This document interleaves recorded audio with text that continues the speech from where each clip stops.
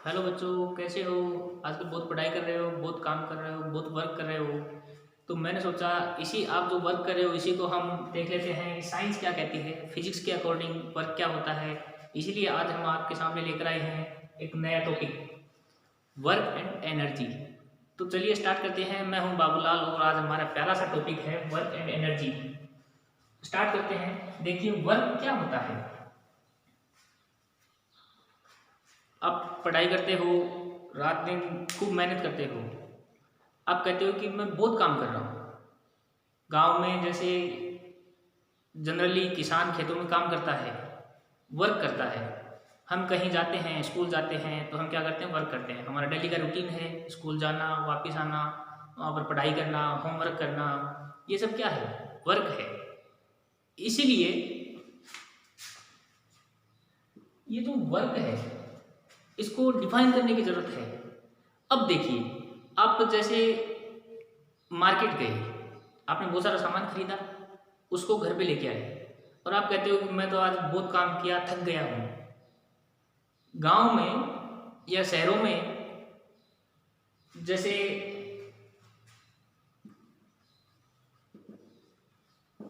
Vehicle चलते हैं, उसको हम चलाते हैं, एक्सीलेटर दबाया, गाड़ी चल गई, हमने वर्क कर दिया। एग्जाम के टाइम में हम पढ़ाई करते हैं, हम वर्क करते हैं, हम खाना खाते हैं, उसमें भी हम वर्क करते हैं। तो इन सभी वर्क को फिजिक्स के अकॉर्डिंग कैसे समझ सकते हैं? आप कहते हैं वर्क करते हैं, हमने पढ़ाई की तो हमने वर्क किया। नहीं, ये साइंस नहीं मानती। जनरल लाइफ में हम काम करते हैं, वर्क करते हैं, हमारी एनर्जी वेस्ट करते हैं, वो भी एक वर्क है। लेकिन फिजिक्स के according that is not a work. तो फिजिक्स क्या कहती है, वर्क होता क्या है? इसके लिए हमें वर्क को डिफाइन करना पड़ेगा। डिफाइन कैसे करेंगे? फिजिक्स कहती है कि आपने काम किया है, मान लिया आपने बहुत पढ़ाई कर ली, लेकिन आपने कोई वर्क नहीं किया। क्यों? इसका मतलब क्या है? फिजिक्स क्या कहना चाहती है, क्या समझाना चाहती है कि वर्क होता क्या है? देखिए, सबसे पहले हम समझते हैं वर्क का साइंटिफिक मीनिंग क्या है। साइंस के अकॉर्डिंग फिजिक्स क्या कहती है, वर्क क्या होता है? फिजिक्स कहती है कोई ऑब्जेक्ट है या कोई मास है, कोई बॉडी है जिसका मास m है। इस बॉडी पर यदि हम फोर्स लगाएंगे, इस बॉडी पर यदि हम फोर्स लगाएंगे तो ये बॉडी यहां आ जाएगी। इस बॉडी पर हमने फोर्स लगाया तो ये बॉडी यहां आ गई। इसकी पोजीशन चेंज हो गई, यहां से यहां। क्यों चेंज हो गई? हमने फोर्स लगाया। तो क्या होगा?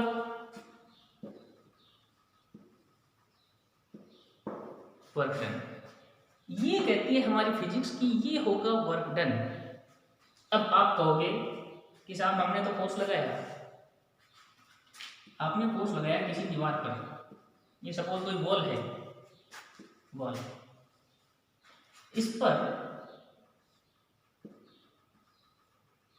इधर से फोर्स लगा रहे हैं, तो आप कहोगे साहब हमने तो फोर्स लगाया, हम तो थक गए, तो हमने वर्क कर लिया।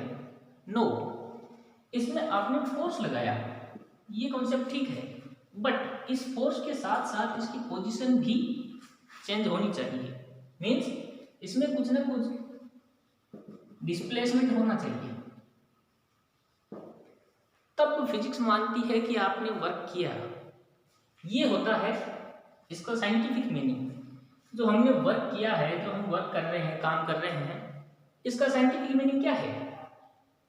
कि जो हम वर्क कर रहे हैं उसमें फोर्स होना चाहिए, प्लस जिस ऑब्जेक्ट पर हम फोर्स लगाते हैं उस ऑब्जेक्ट की पोजीशन में चेंज होना चाहिए, मीन्स उसमें डिस्प्लेसमेंट होना चाहिए। तब साइंस, तब फिजिक्स मानेगी कि आपने वर्क किया है। तो देखिए इसको कैसे डिफाइन करेंगे। What is work?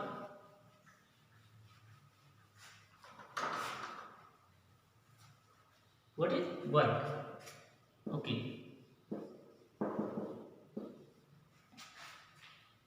वर्क क्या है? It can be defined that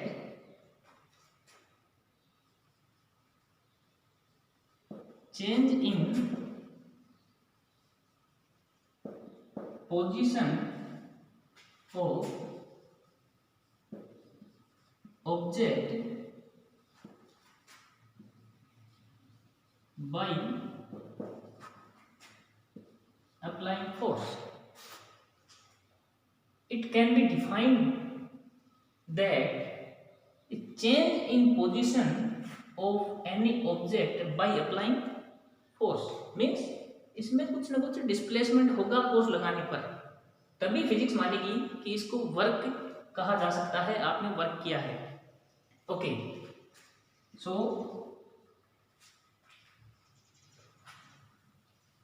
note करो इसको। Okay, in general definition we can say work done is force into displacement. Work done is force into displacement. Displacement means change in position. Position में change होगी तो displacement के कारण होगी। So force into displacement is called work done. Okay, force F into displacement S, ये हो गया work done. Okay, अब देखिए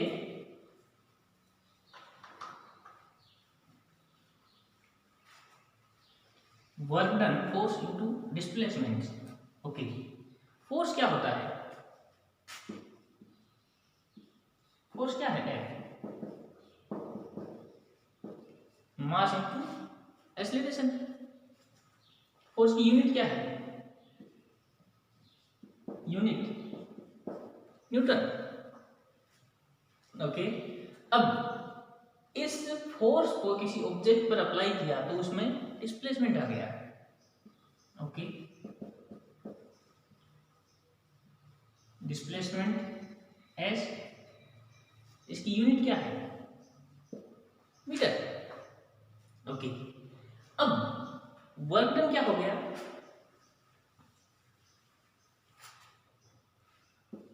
वर्क डन W से लिखते हैं इसको, force into displacement MAS। Clear? So newton meter, newton meter. So work की यूनिट क्या होगी? वर्क की यूनिट हो गई न्यूटन मीटर। और इसकी एक दूसरी यूनिट और होती है जूल। तो ये होता है work done. Okay, now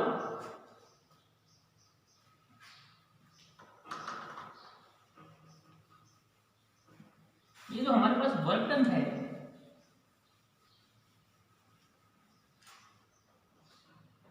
work done है W बराबर F इंटू एक्स, यूनिट हो गई जूल और न्यूटन मीटर।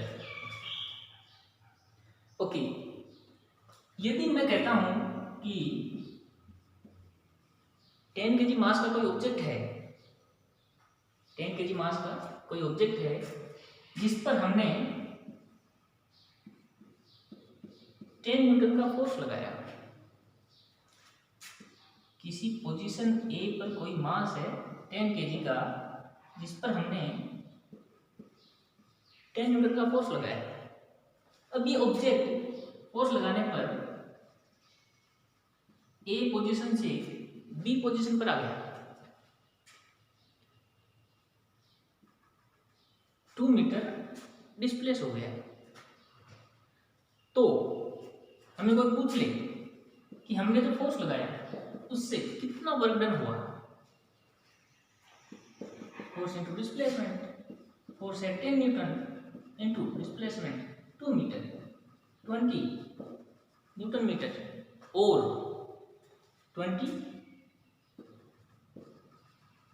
जूल, जूल को लिखते हैं जैसे, सो 20 जे। ओके, सो कितना वर्क डन हुआ? 20 जूल या 20 न्यूटन मीटर। किसी 10 kg मास को हमने ए से बी तक लाने में 10 न्यूटन का फोर्स लगाया और 2 मीटर डिस्टेंस कवर की, तो वर्क डन कितना हुआ? 20 जूल। सो ये होता है वर्क डन। अब इसमें एक चीज ध्यान रखने वाली बात ये है कि देखो, अभी हमारे पास फॉर्मूला है फोर्स इनटू डिस्प्लेसमेंट। ओके, हमारे पास फॉर्मूला है फोर्स इनटू डिस्प्लेसमेंट। यस, अभी आप कहोगे कि साहब मैंने तो सर पे पत्थर उठाया और मैं खड़ा रहा, तो मैंने पत्थर पर फोर्स लगाया है। यस, फोर्स तो लगाया है, लेकिन that is not work done. Okay, दूसरी चीज, सपोज आप ए पॉइंट से या अपने घर से स्कूल गए, अपना बैग उठाया, स्कूल गए, स्कूल गए तो आपके पास मास है, आपने उस बैग में फोर्स लगा के उठा लिया और स्कूल चले गए। ओके, स्कूल से वापस आ गए, यहां से आप अपने होम से स्कूल गए, स्कूल से वापस आ गए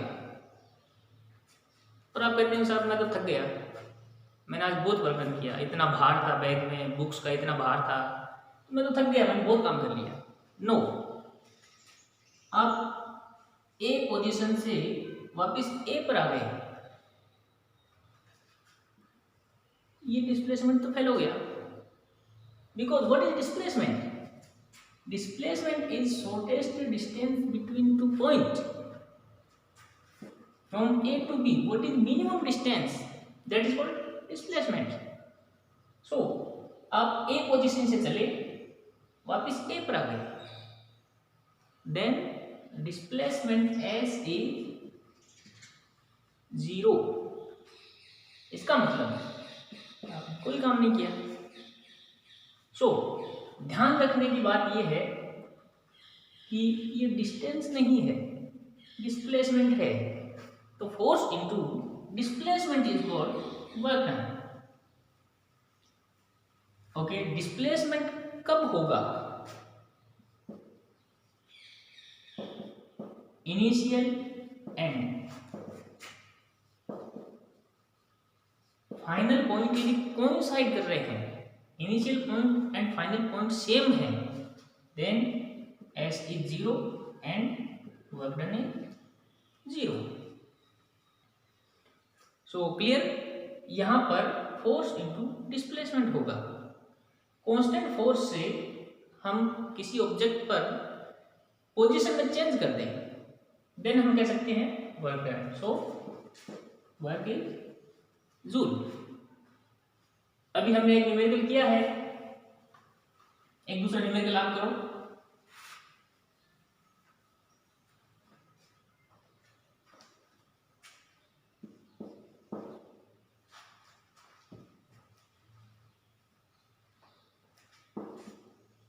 टेन केजी मास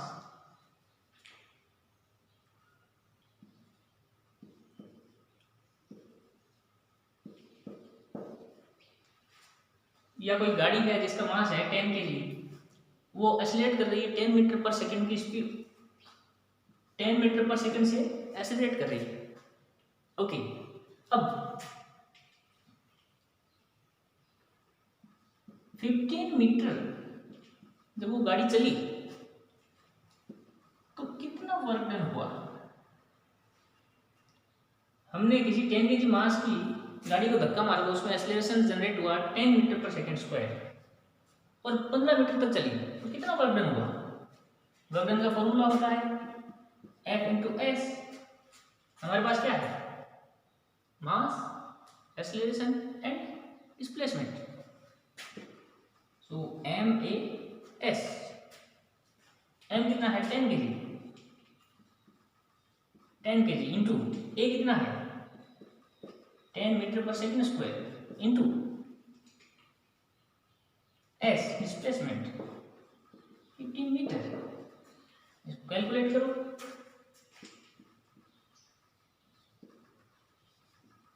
कितना वर्क डन किया 1500 जूल।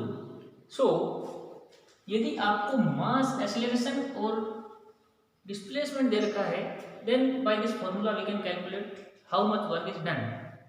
यदि हमारे पास फोर्स न्यूटन में दे रखा है,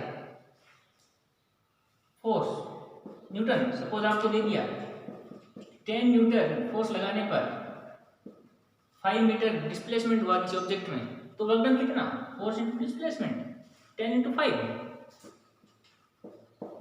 50 joule. So this is the work done in physics, in science, that we can define.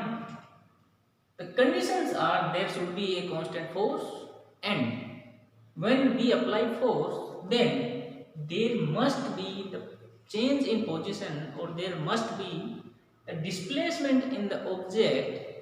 Then we can say we have done work. So this is work done. Clear? Okay, तैयारी करते रहिए, पढ़ते रहिए, तब तक के लिए ऑल द वेरी बेस्ट।